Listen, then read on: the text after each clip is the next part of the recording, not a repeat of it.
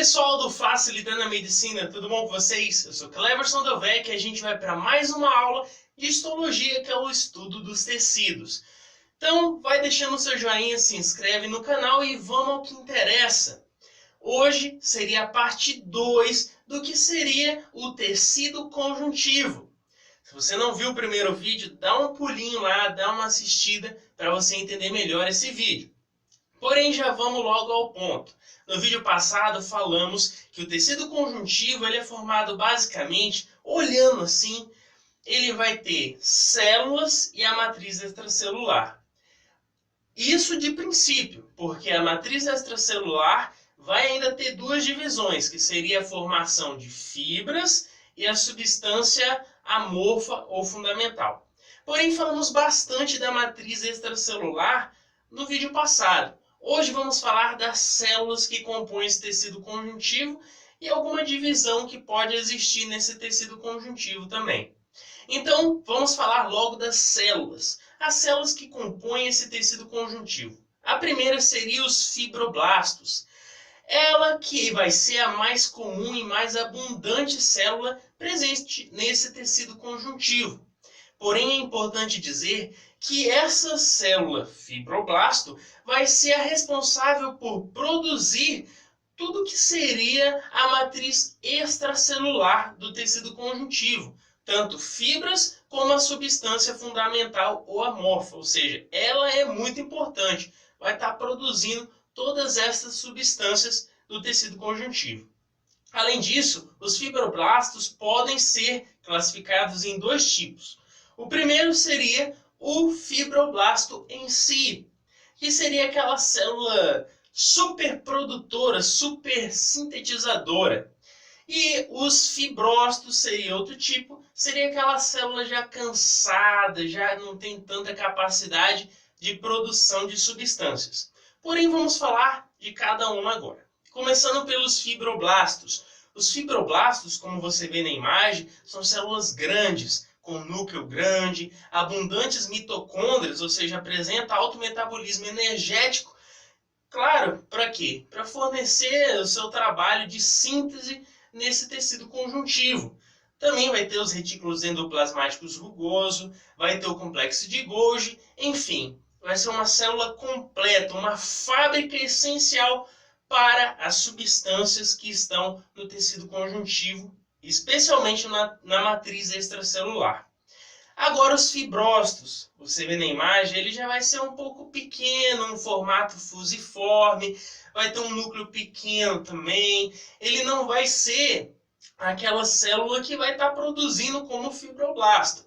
Então, fibrócito vai ter aquele núcleo pequeno, tamanho fusiforme, vai ter poucos retículos endoplasmáticos rugoso, pouca mitocôndria, enfim, ela não vai ser tão eficaz como o fibroblasto, tranquilo?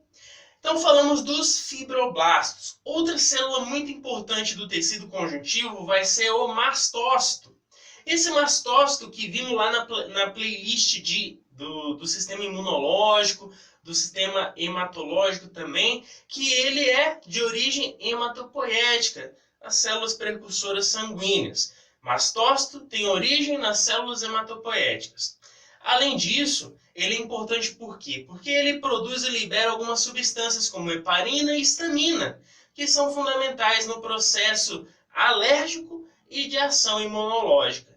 E outra função também desse mastócito é que ele possui receptores específicos para a IgE, ou imunoglobulina E. Outra célula muito importante desse tecido conjuntivo é o macrófago. O macrófago que no sangue podemos nomear ele como monócitos. Porém, quando ele chega no tecido conjuntivo, ele sofre de apedese e vira um macrófago, enfim. Ele que vai ter a função que de grande capacidade fagocítica, vai fagocitar aquelas substâncias indesejáveis. E como ele é uma célula fagocítica, ele apresenta grandes quantidades de lisossomos para ajudar a digerir, se assim a gente pode dizer, essa substância que foi fagocitada. Além disso, ela possui aquela função chamada de APC, ou células apresentadoras de antígenos. Que seria isso? é captar o antígeno e apresentar ele para as células imunológicas. Então falamos dos fibroblastos, mastócitos, macrófagos e ainda tem mais uma célula que é muito importante nesse tecido conjuntivo, que é o plasmócito. O plasmócito que é originado a partir dos linfócitos B. Eles que vão ter importantes ou funções importantes porque produzem os famosos anticorpos. Além disso, além dos anticorpos, produzem as imunoglobulinas, que são fundamentais no combate aos micro-organismos. Além disso, ele tem essa função de formato ovalado, que vai ser característico desses plasmócitos. E como ele é um importante produtor de anticorpos, ele vai ter muito retículo endoplasmático rugoso para manter essa fábrica desse plasmócito de anticorpo.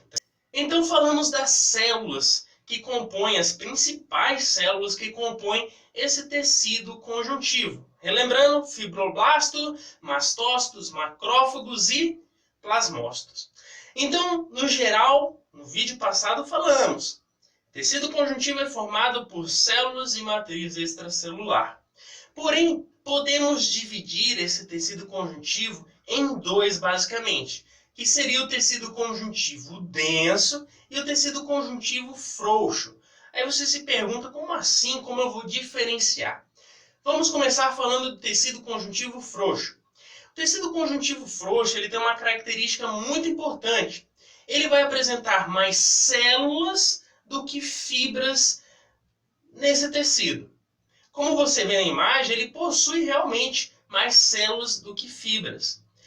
E o interessante é que se a gente raciocinar, fibra arremete aqui à resistência.